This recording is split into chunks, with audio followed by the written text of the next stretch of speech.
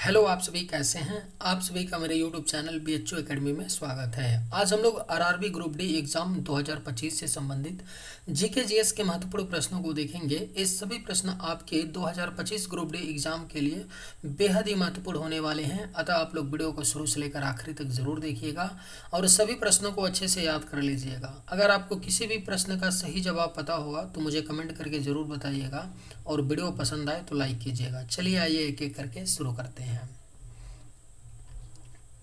कौन सी ग्रंथि इंसुलिन स्त्रावित करती है? राइट आंसर क्या होगा? तो कौन सी ग्रंथि इंसुलिन स्त्रावित करती है? तो सही जवाब ऑप्शन सी होगा अग्नाशय। अग्नाशय ग्रंथि जो है यह आपका इंसुलिन स्त्रावित करती है। डुरंड कप का संबंध किस खेल से है? राइट आंसर क्या होगा? तो डुरंड कप का संबंध जो है यह आपका फुटबॉल खेल से है। डुरंड कप का संबंध। Right answer option D. Bharat का सबसे बड़ा बांध कौन सा है? सही जवाब क्या होगा? तो भारत का जो सबसे बड़ा बांध है वह आपका हीराकुंड बांध है। भारत का सबसे बड़ा बांध। सही जवाब ऑप्शन बी। संविधान की 8वीं अनुसूची में कितनी भाषाओं को मान्यता दी गई है? राइट आंसर क्या होगा? तो संविधान की 8वीं अनुसूची में कितनी भाषाओं को मान्यता दी गई है? तो सही जवाब ऑप्शन सी होगा 22। संविधान की 8वीं अनुसूची में 22 भाषाओं को मान्यता दी गई है। चीन की मुद्रा कौन सी है? करेक्ट आंसर क्या होगा? तो चीन की मुद्रा जो है यह आपका युआन है। चीन की मुद्रा। राइट आंसर क्या होगा? तो ऑप्शन डी। रेड क्रॉस के संस्थापक कौन हैं? आपके ऑप्शंस हैं Nelson Mandela, Henry Dunant, Florence Nightingale, Louis Pasteur. सही जवाब क्या होगा? तो रेड क्रॉस के जो संस्थापक हैं वह आपके हेनरी ड्यूनार्ट हैं। राइट आंसर क्या होगा? तो ऑप्शन बी हो जाएगा। रेड क्रॉस के संस्थापक हेनरी ड्यूनार्ट हैं। हीमोग्लोबिन की कमी से कौन सा रोग होता है? बेहद ही महत्वपूर्ण क्वेश्चन है। हीमोग्लोबिन की कमी से कौन सा रोग होता है? तो सही जवाब ऑप्शन बी होगा एनीमिया। हीमोग्लोबिन की कमी से एनीमिया नामक रोग होता है। भारत कोकिला किसे कहा जाता है? सही जवाब क्या होगा? तो भारत कोकिला कहा जाता है आपका सरोजनी नायडू को। राइट आंसर क्या होगा? तो ऑप्शन बी होगा। भारत कोकिला सरोजनी नायडू को कहा जाता है। दिल्ली में कुतुब मीनार किसने बनवानी शुरू की थी? राइट आंसर क्या होगा? तो दिल्ली में कुतुब मीनार बनवानी शुरू की थी कुतुबुद्दीन ऐबक ने। करेक्ट आंसर ऑप्शन डी होगा। और कुतुब मीनार के निर्माण कार्य को पूरा किसने करवाया था? तो इल्तुतमिश ने करवाया था। यानी correct answer option D. Banaras Hindu विश्वविद्यालय के संस्थापक कौन थे? सही जवाब क्या होगा? तो बनारस हिंदू विश्वविद्यालय के संस्थापक मदन मोहन मालवीय थे। बनारस हिंदू विश्वविद्यालय के संस्थापक। अर्थशास्त्र ग्रंथ के लेखक कौन थे? सही जवाब क्या होगा? तो अर्थशास्त्र ग्रंथ के जो लेखक थे यह उपरोक्त सभी जवाब होगा विष्णुगुप्त, कौटिल्य, चाणक्य। चाणक्य ने अर्थशास्त्र ग्रंथ के लेखक हैं। चाणक्य का ही अन्य नाम कौटिल्य, विष्णुगुप्त है, इसलिए सही जवाब उपरोक्त सभी होगा। इन तीनों नामों में से कोई भी नाम ऑप्शन में रहेगा तो आपका सही होगा। याद रखिएगा चाणक्य, कौटिल्य या विष्णुगुप्त। विवेकानंद स्मारक कहाँ स्थित है? राइट आंसर क्या होगा? तो विवेकानंद स्मारक जो है यह आपका कन्याकुमारी में स्थित है, विवेकानंद स्मारक। द चेस का मुख्यालय कहाँ स्थित है? अगर आप लोगों को ये वीडियो पसंद आए तो एक लाइक ज़रूर कीजिएगा, और अगर आप लोग इस चैनल पर नए होंगे तो सब्सक्राइब भी कर लीजिएगा, ताकि इसी तरह का वीडियो सबसे पहले आपको मिलता रहे। द चेस का मुख्यालय कहाँ स्थित है? सही जवाब क्या होगा? तो ऑप्शन सी, काठमांडू में स्थित है द चेस का मुख्यालय। द चेस के कितने सदस्य देश हैं? राइट आंसर क्या होगा? तो द चेस के सदस्य देश आपके 8 हैं। करेक्ट आंसर ऑप्शन बी होगा, द चेस के 8 सदस्य देश हैं।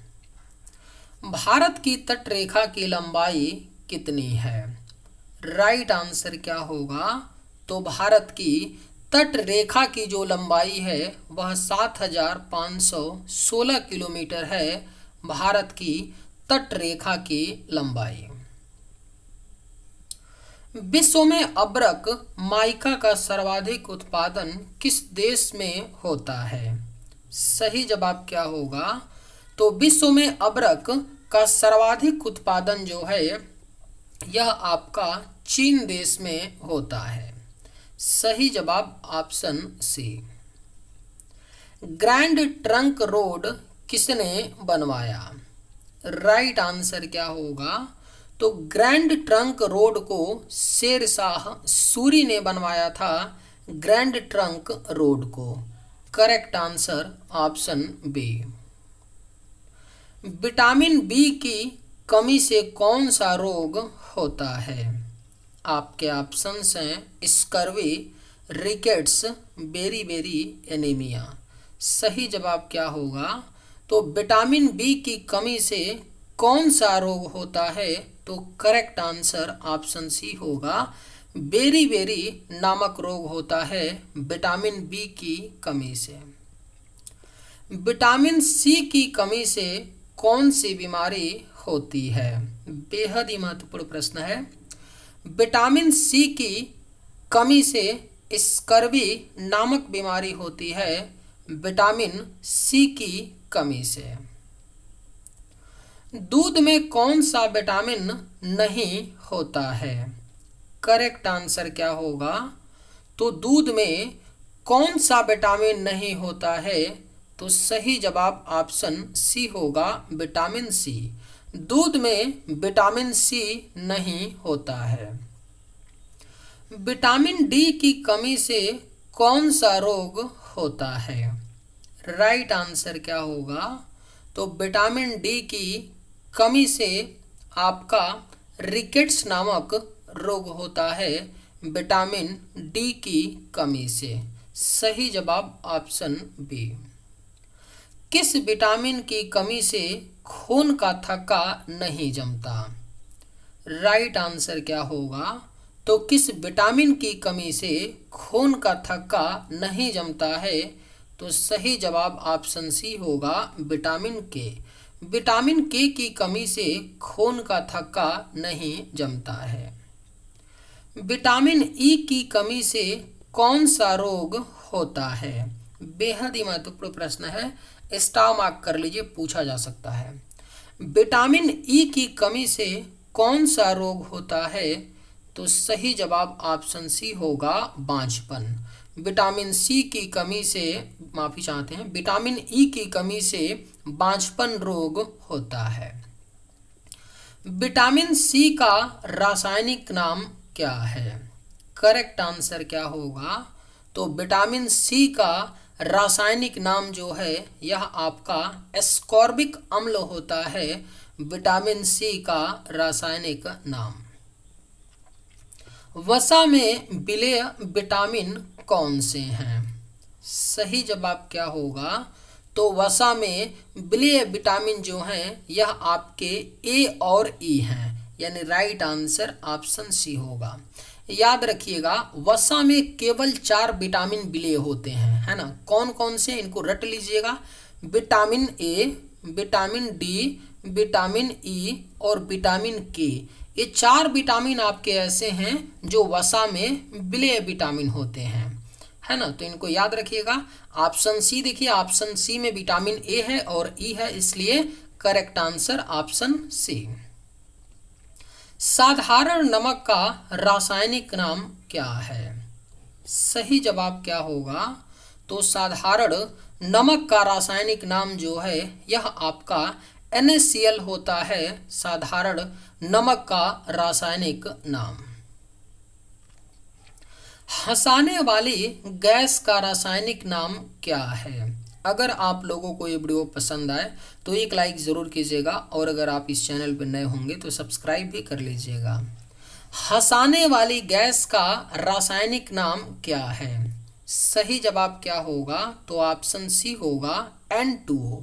हंसाने वाली गैस का नाम N2O है, नाइट्रस ऑक्साइड। धावन सोडा का रासायनिक नाम क्या है? सही जवाब क्या होगा? तो धावन सोडा का रासायनिक नाम जो है यह आपका सोडियम कार्बोनेट होता है, धावन सोडा का रासायनिक नाम। सही जवाब ऑप्शन डी।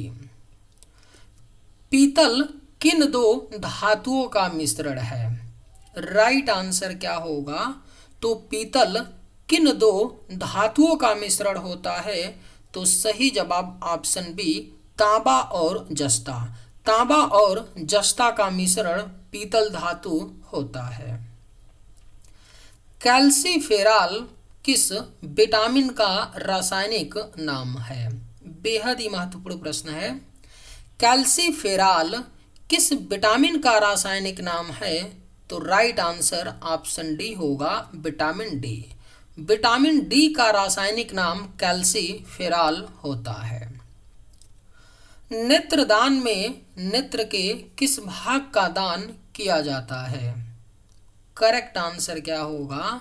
तो नेत्रदान में नेत्र के किस भाग का दान किया जाता है? तो सही जवाब ऑप्शन सी होगा, कॉर्निया। नेत्रदान में नेत्र के कॉर्निया भाग का दान किया जाता है।